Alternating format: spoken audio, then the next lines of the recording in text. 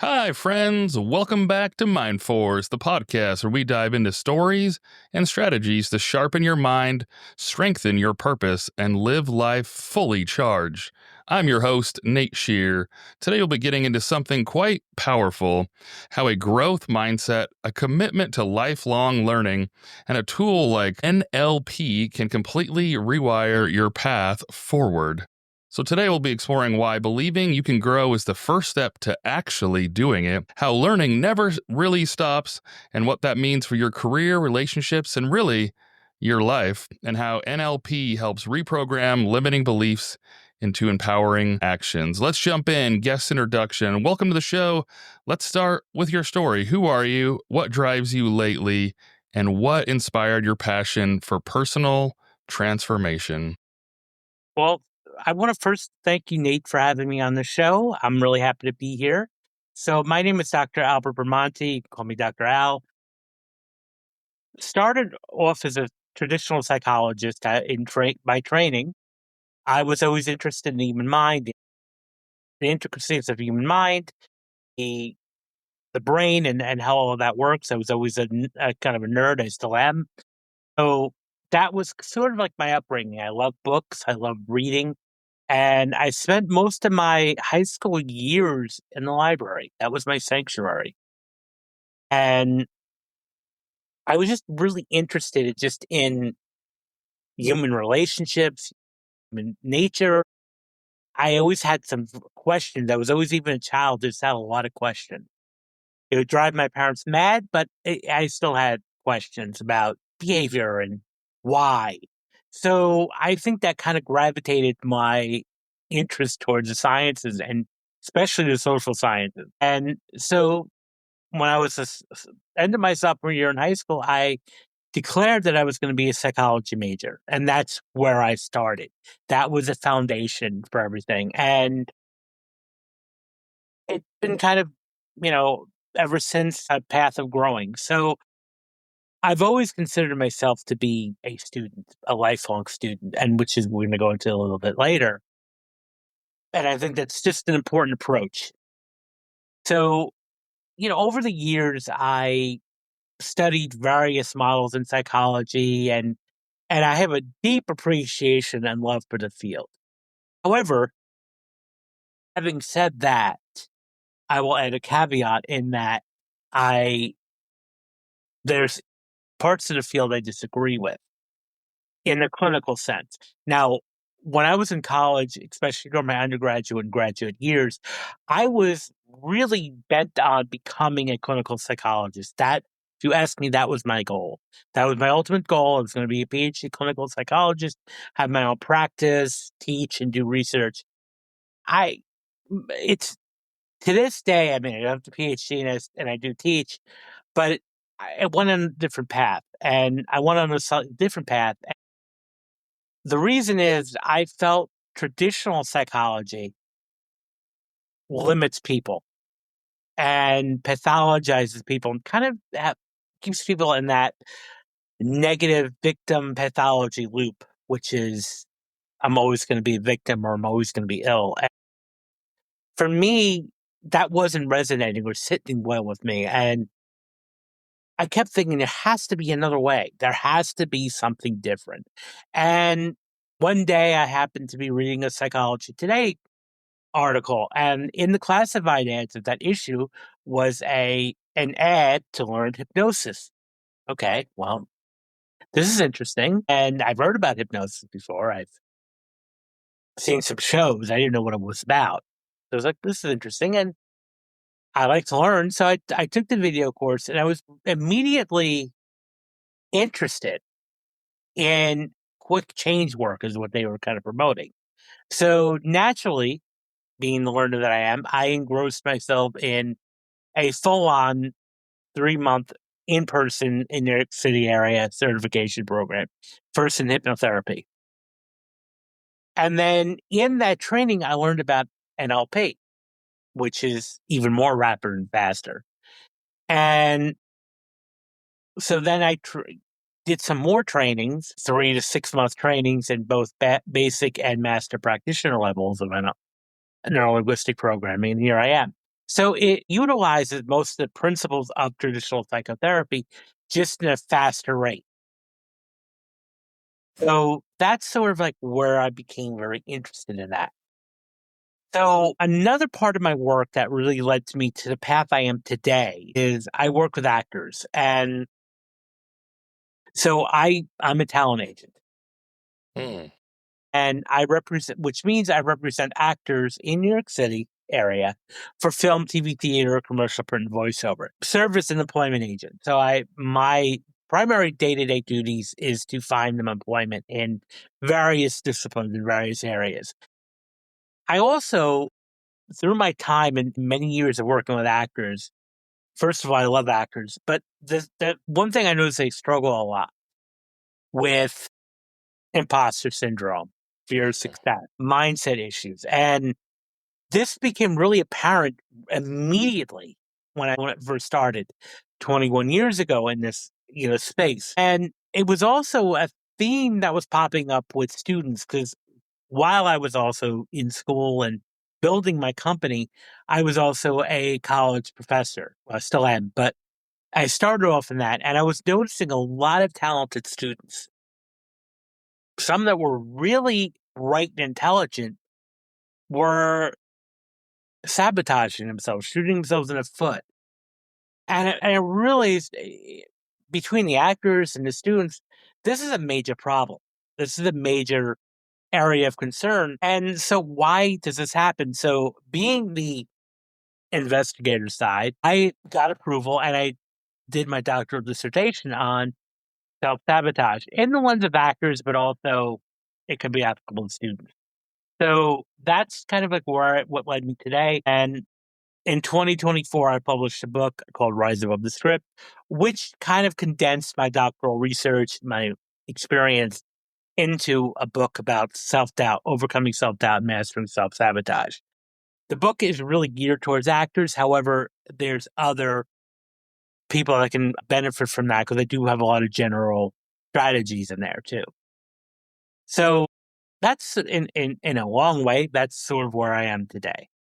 That's perfect. Yeah. Thank you for coming out. I'm excited for a lot of different reasons. I'm currently a hospital administrator, and what really draws me to this current career field is the different sections of the hospital are massively different. So you have insurance, you have systems that runs computers and internet, logistics that's buying stuff and running contracts. And I love this idea of like the lifelong learner. I go into a new section every couple of years and I have to pick up and figure out what that section does, what all the rules for it are, and I may or may not go back to that section, or I might, go on to something different. So I love the lifelong learner, and also the psychology. I resonate a lot with you, which is always being fascinated by that. I got my first degree kind of to check the box. I think it's in contract management because that's kind of what I was doing at the time. And it's interesting. You get into the next level, and you're like, hey, I want to actually dive into something a little bit deeper. And so my master's is in industrial and organizational psychology. Because I was like, I want something I can pull to work and work on teams and, change management and workplace motivation and things like that. And so it's awesome to be able to take a bunch of psychology classes, but not necessarily go the other route, but still be able to learn a whole lot of different things. And it's interesting you mentioned people kind of getting stuck in different routes. I was just talking to it. My mom's visiting right now, and my between my wife and my mom, we were kind of talking. It's interesting how people don't realize that mental health is a spectrum. Like it seems like you're sick or you're not sick, and like, it's check or pass or fail or one or the other. And there's no, it's just really bizarre to me because if you look at physical strength, you know that, some people, can barely lift their weight and some can lift a car. And like we know there's like a spectrum of different people on the, physical side. But for some reason we think like, oh, if you're sick, you're sick. But there's a whole range of, from suicidal ideations to, just having some bad days. Like there's everything, in between. So I'm excited for this one. I think this will be good. A quick warm up question for you. Tell us something you believed in middle school that totally you don't believe anymore. Boy, let's see. Let's think about that for a second. I think the idea that adults are perfect, our parents are perfect, and that they have all the answers. Mm. And I still believe to some aspect that our parents are wise and obviously have more life experience than our children, but they're not perfect. Yeah, And no one is. no one is perfect. And as children, we kind of put our parents and even our teachers on pedestals. And when we become adults, we realize that they're not perfect and they make mistakes. So I think what I would definitely say would be I would probably put parents and teachers in the same umbrella as being perfect in their. Yeah, that makes sense. Well, let's flip the mic real quick before we dig any deeper. Albert, let's flip the mic. What's one question you'd like to ask me? I guess I would say when you were studying, you said you studied psychology classes and took some psychology classes as part of your study and your work in a hospital. What particularly maybe theory or theorists stood out for you? I don't know a specific name or anything like that, but I think the biggest thing I would mention as like a theory would be that everyone is so complicated. I think that's what I try to remember. I think a lot of times as humans, we want things to be clear. We want it to be a checklist. We want it to be a flow chart. For some reason, we want things to be easy, and we are wildly not easy. We are vastly difficult and complicated. Like one example, I use the personality test. We took some personality tests at work. And everyone was like, "Oh, this is so me." And then by accident, we mixed them up all on the table and it got messy. And we went and I think we ate or we did something else throughout the day. And then we came back and then people grabbed the sheet that they believed was theirs. And they're like, "Oh, this is so me." And they all got mixed up, so they weren't theirs at all. But they're written vague enough to try to kind of like a horoscope. It makes you feel like you're connected, but we're all just so different. So if you try to break it down into 4 colors, you're not going to be able to break us all down into 4 colors. And I know they've gone to 16, but I think that would probably be the biggest thing I would say is try to understand people from where they're at. I've heard the platinum rule lately, which I think is pretty cool. I've always grown up on the golden rule, but the platinum takes it that step farther that, says you should treat people the way they need to be treated. Maybe they need something different than you do. I think we look at different things and you're like, "Oh, I'll give them what I need," but that's not what they need as a person. So that golden, like the way that I want to be treated, but really needs to go another step. So I think trying to understand people and just how vastly complex. It's a little bit of a dodge on the question, but I would say complexity. Does that fit? I fully believe that, and you mentioned a good point, especially what you were describing with the descriptions and all that. A lot of it is what's called cold reading, and this is where a lot of people get trapped in the astrology or the fortune telling or the psychic traps. Is, oh, I went to this fortune teller and they told me everything.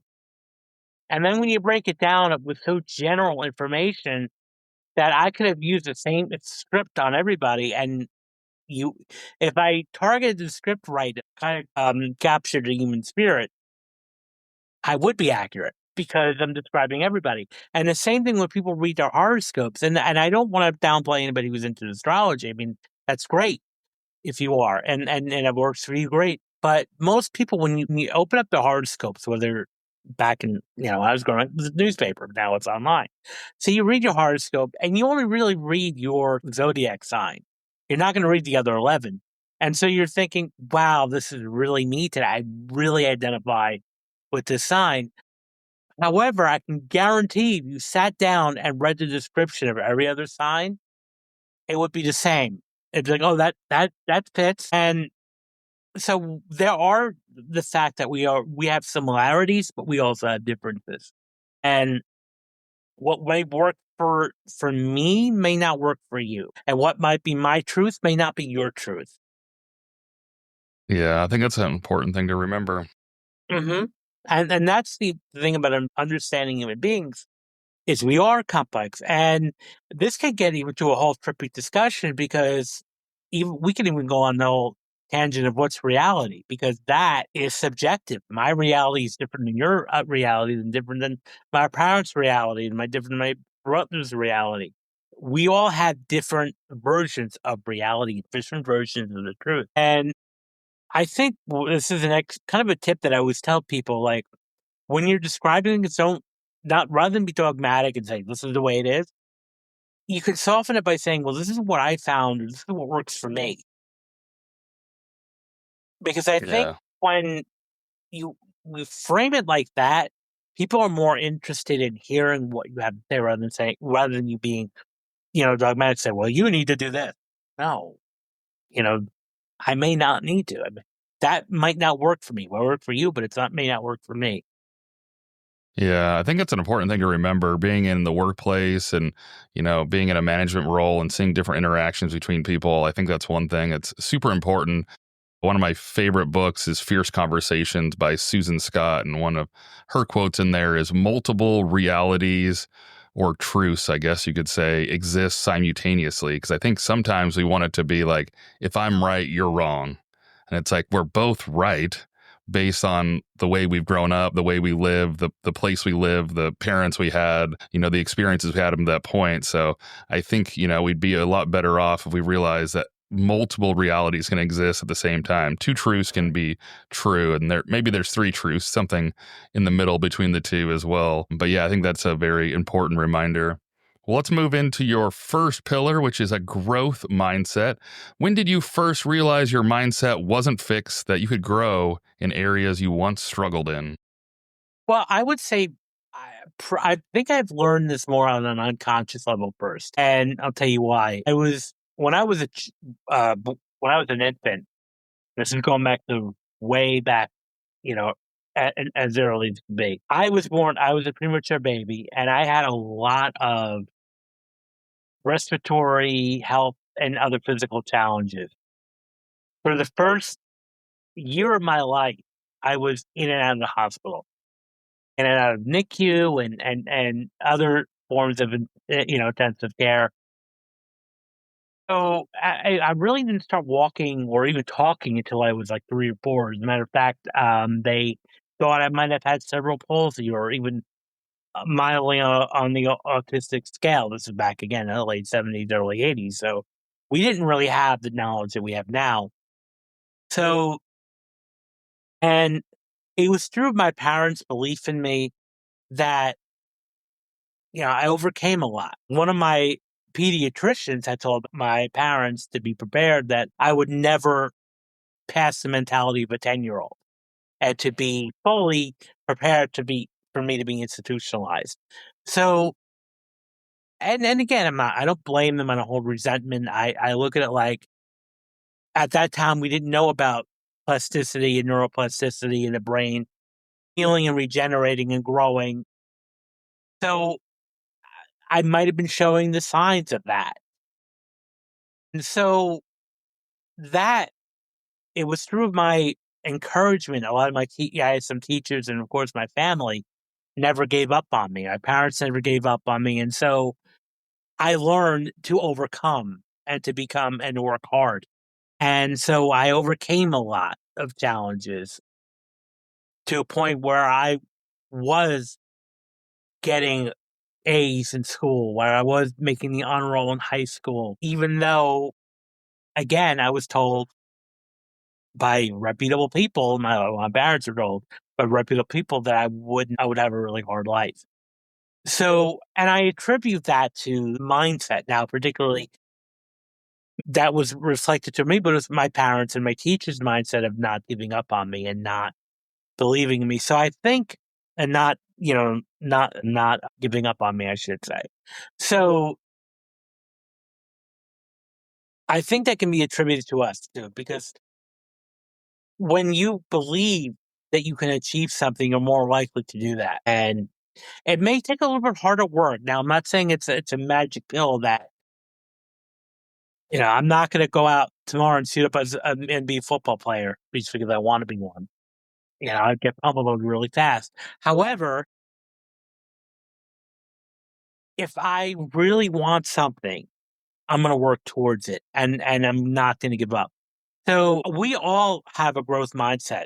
And this is an example and I'll use an example that I've said before and even heard today someone else say. If you have children or been around children, especially when they're infants and toddlers, the first major motor task that they have to do is learn to walk. And if you've ever been around, an infant learning to walk, they struggle. They fall down. They find challenges in balancing, and that can take many, many times. I mean, over 200 or 300 times that they're going to fall down, and then they're going to, even maybe get slightly hurt when they fall down, embarrassed, and but they never give up. You never see someone say, walking was never for me. They just kept doing it. They kept getting back up and doing that. We somehow forgot that tenacity when it comes to other stuff.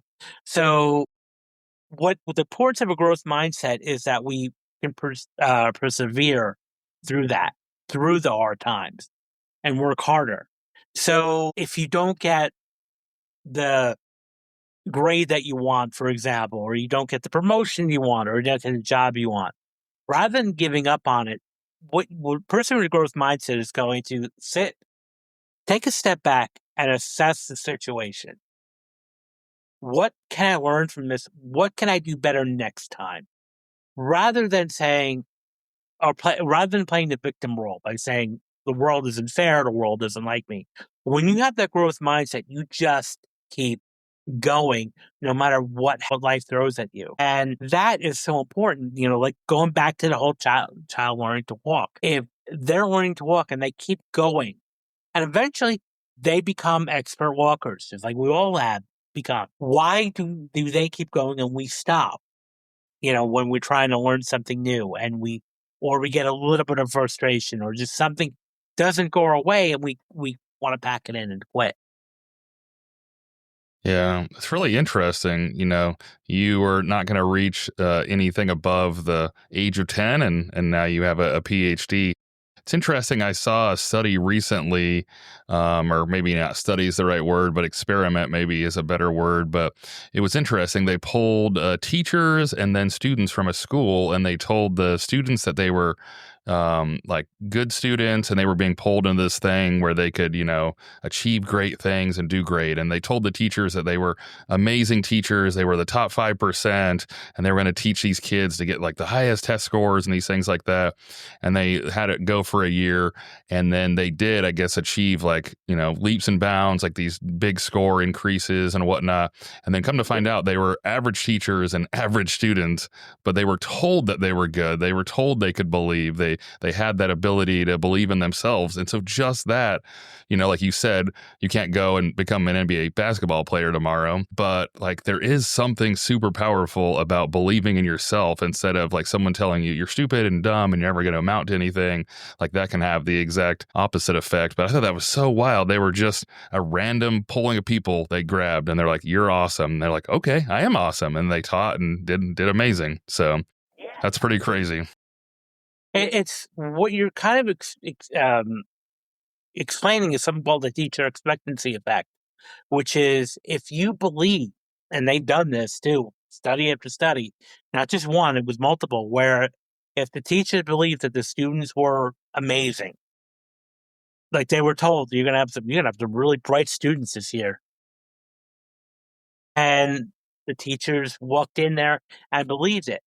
They even did this on the student end too. They did this in the college level. And this is a very interesting study. One of my mentors in psychology did a study. It wasn't his study, but he just repeated the study.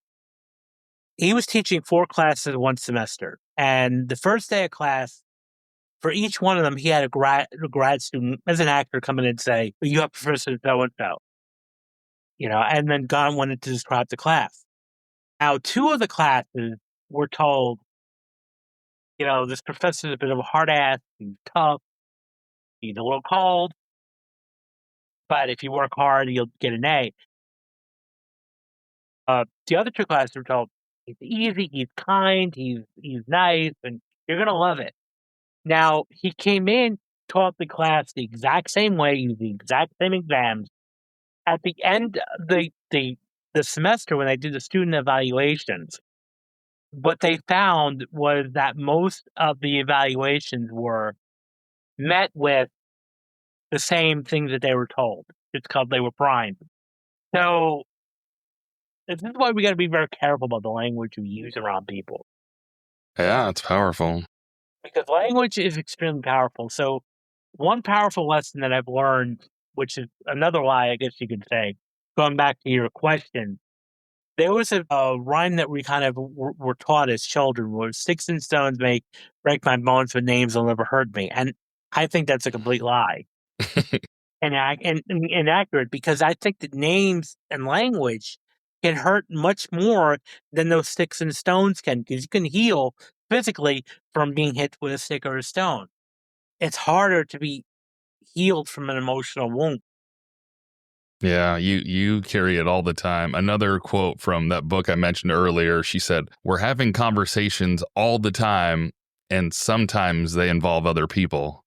It's one of my all-time favorite, and she's talking about the inner monologue. You are talking to yourself all day, and a lot of times in a negative way, unfortunately, not good enough for different things. So, I think your point's perfect, because you get a bruise, the bruise goes away.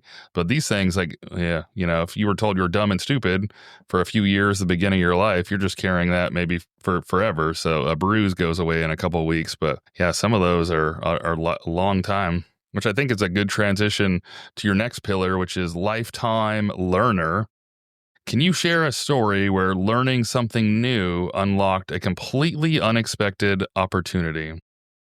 Well, going back to what I was saying earlier in my introduction, learning about hypnosis and NLP was a game changer for me. When I was in high school, I kind of thought, I saw these shows on TV, comedy clubs, and the hypnotist would swing a watch and people would start cooking like a chicken. The I chicken. really didn't put any mind to it. I was like, it wasn't until my late 20s and early 30s when I started really doing a deeper dive into hypnosis and NLP that really changed my thinking of it and really started opening my mind. So I think the important thing is that we never stop learning. And that's one of my strongest belief systems. And that kind of even dives into the growth mindset, because we need to constantly keep learning. I have a PhD now. By educational standards, that's terminal degree. My that doesn't mean my education is terminal. That just means a terminal degree. But I'm still learning every day that I'm going to be alive. And so I make it my mission to read books, listen to podcasts, consume content, because it's important for me to keep learning. And there's been a lot of research, and I'm going to go into the research thing again. Our brain stays active if we keep learning. One of the ways to guard, I don't want to say it's going to be completely prevented, but one way to kind of guard against dementia or brain decay or Alzheimer's is to keep the brain active. Now, again, I'm not saying it's going to completely, prevent it from happening, but the more likely you keep your brain active by making connections, by reading and learning new things, the more likely you're going to at least delay the onset of that.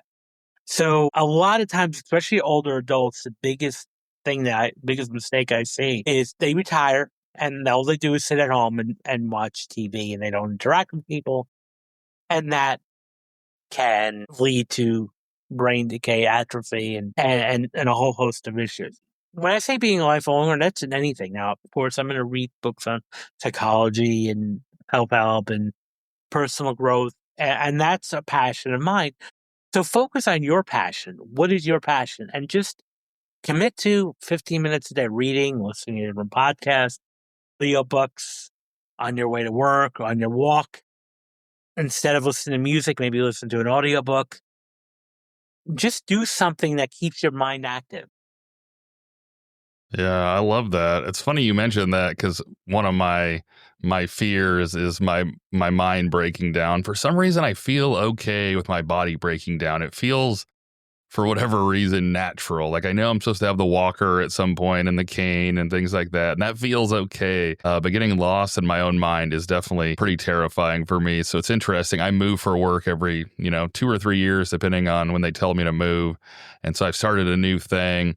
It goes back to Guam, I guess. I pick a thing and I learn about a certain thing. So I work through different levels of scuba diving when I was in Guam. And then I got my skydiving license after that. And then I got my PMP, project management professional, at the next location. And so it's funny and awesome to hear you, reconfirm it, I guess. I always believed if I kept working on something, using my hands, using my mind, thinking about different things and techniques and earning like certificates, not for the thing on the wall or whatever, a thing in my record, but really just to keep the mind active. I hope that just kind of pushes that further down the road. So it's good to hear. Hopefully keep it going. I don't know I'm going to get at this location, but we'll have to see what it turns out to be. And it's just even for the sake of just learning and keeping yourself active and not necessarily being attached to an outcome. It's not, it defeats the purpose if you're doing it, like, let's say, to raise or for that certificate or for that extra plaque. Because at the end of the day, those are meaningless. What's more meaningful is the knowledge that you have and how you can use that to serve others. So I have a lot of certifications on my, in my person and my wall and all that for my hypnosis work. That doesn't mean, anything. It's great, but it's what do I do with that and what can we do with that? That's more important than that. So that's where, again, learning comes in, and we need to keep ourselves active. And again, just learning new things. And now with the internet and all this, there's no excuse not to be learning. I know. You can go on Udemy, Khan Academy, fill in the blank on some free academy university. YouTube, YouTube, YouTube. I'm there's curious, anything. Albert, you were mentioning earlier about being a baby and falling down and having, kind of that growth mindset of getting back up and, continuing to learn until you're perfected the walk and things like that. So why do you think we stop learning or we lose that grit to get back up? I think it's because of discouragement. Like, we don't, uh, like our family, when you see an infant learning to walk and they keep falling down, usually the parents will be encouraging, laughing, and applauding. We don't say, "Oh, look, walking isn't for you. Stop walking." You or look at you being foolish down there, falling down. We don't do that. At least I hope not.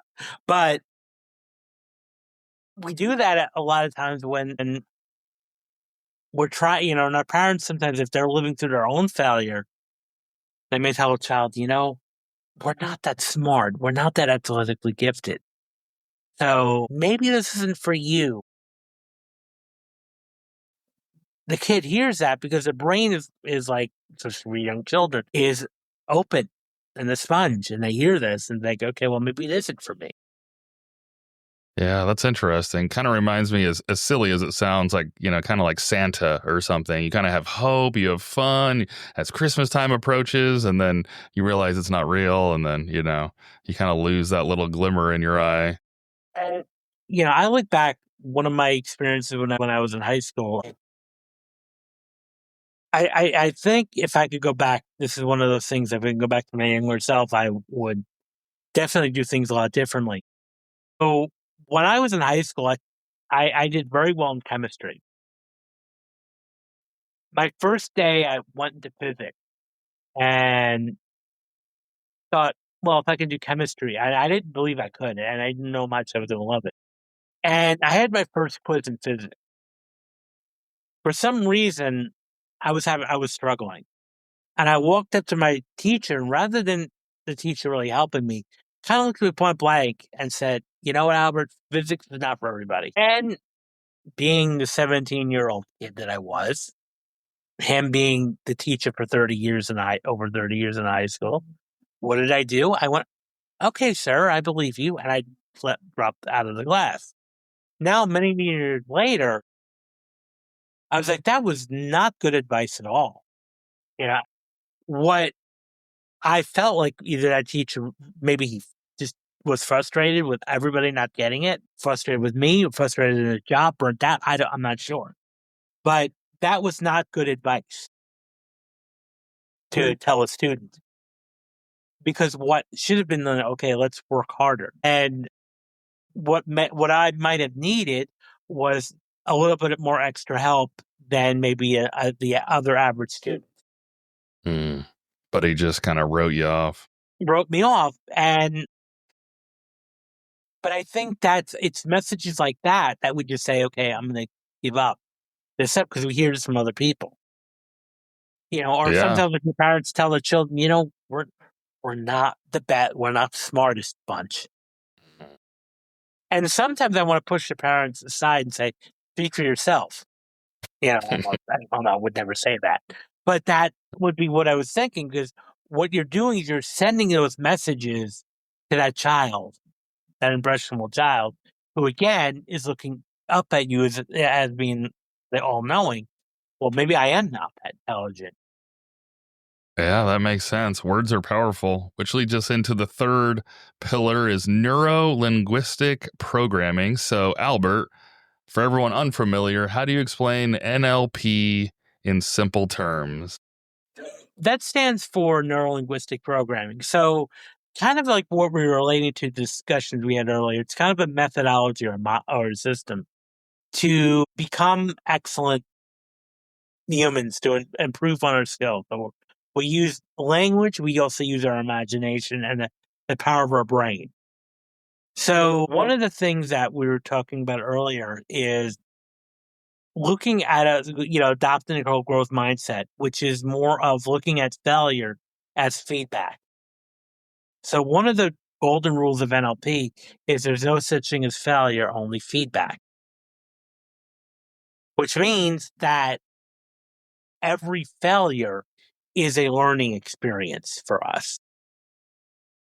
Every setback is an opportunity for growth. And when we take that opportunity for growth and adapt from that, and that's what I really hope we can learn. The way I look at NLP is it's about modeling human excellence and using it as a system. So again, if we take failure as feedback and as learning experience, that's number one, it helps us become more resilient. It also uses the power of language. So again, rather than saying I failed, I learned. Words Also, matter. words matter. The power of language is extremely important. Another technique that I would kind of say is to use the word yet. Every time you say something like almost like a negative statement, say the word yet. So I haven't made six figures yet. Haven't written a book yet. Rather than, because when you say something like as a statement, like I haven't done that, I haven't did that yet. Because those three-letter word, one word, three letters, extremely powerful. So just everyone try that. Every time you want to say I haven't done something, use the word yet.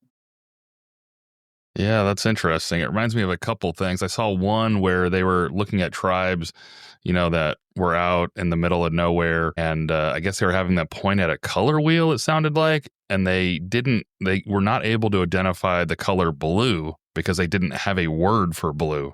So it's so powerful where like your body can't even recognize certain things because you don't have a word to associate with it. Or there was one with Simon Sinek where he was interviewing people that were going into a board meeting and he asked them how they were. And he's like, oh, my heart's racing. I have sweaty palms. And he's like, well, how do you feel? They said, I feel nervous. But he did the same thing at the Olympics. He's like, oh, how do you guys feel? They're like, well, my heart's racing a little bit. I got the sweaty palms. But how do you feel? I'm excited. And that's an NLP process too, because if people have anxiety, because we attribute the heart racing and sweaty palms as being negative, at least in the Western world, in the American. So if you transfer that as excitement, your performance is going to increase almost tenfold in whatever you do. So this is what I tell people, like, especially when you're about to give a speech, reframe that. No, you're excited. Your heart is beating fast because you're excited to be up there. You're excited to share your knowledge. And when you're able to transform or reframe, that's a big thing about NLP is reframing, using language to reframe the thoughts and reframe the language they use. Because it's important as language. Now, you mentioned a point earlier when it comes to language of the mind, because the language that we use is important, obviously, to other people when we communicate outwardly. But what's also important is the communication we use inwardly, internally, our intra communication. So another word that you can substitute is the word have to get to. So a lot of people say, well, I have to go to work tomorrow. No, you get to go to work tomorrow. Or I Mm. have to go to the gym. No, you get to go to the gym. That 3-letter word, get, now makes it more exciting.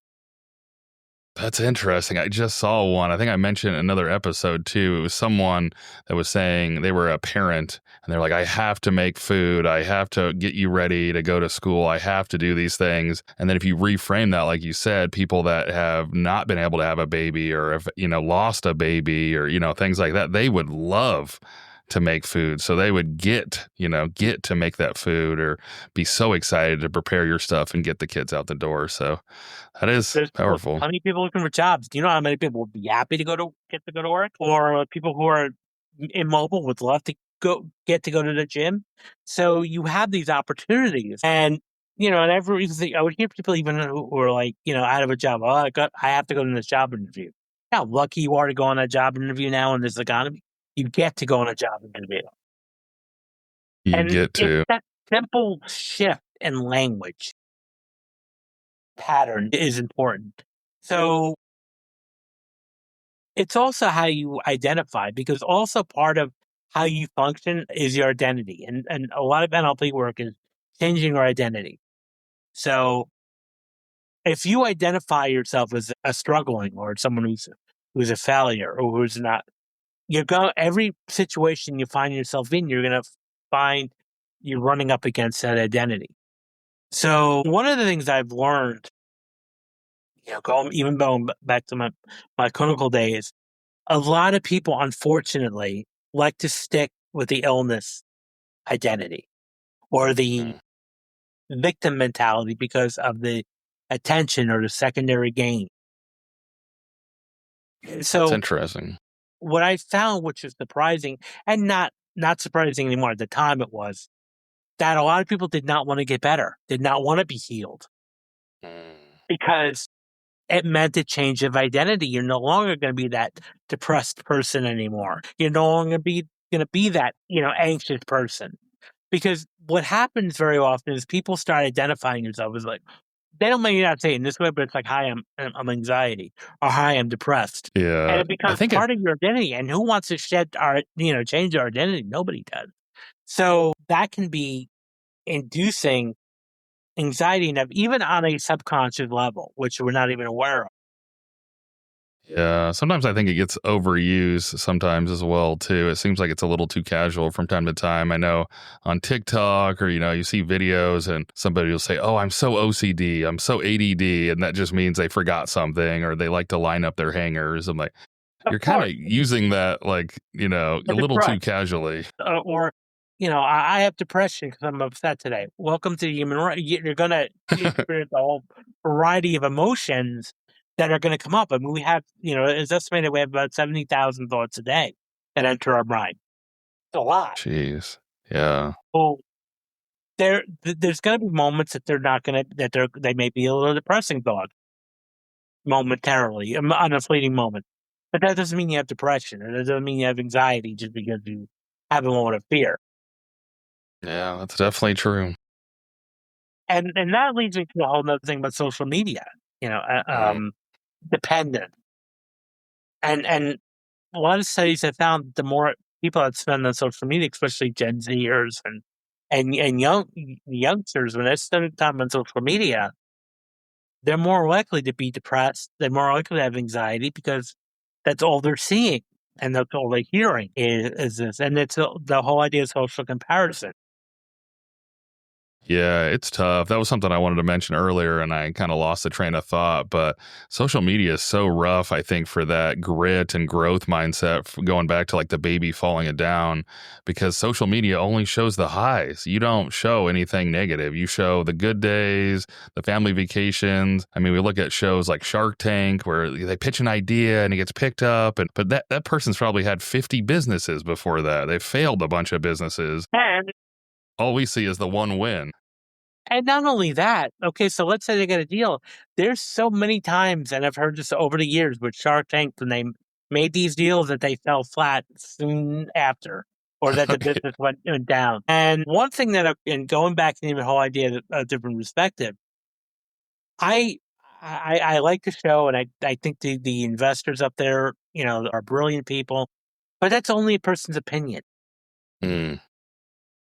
Because I've seen so many times with Shark Tank or other times where people were shot down by investors and now are making 7 or 8 figures from their business because they didn't give up.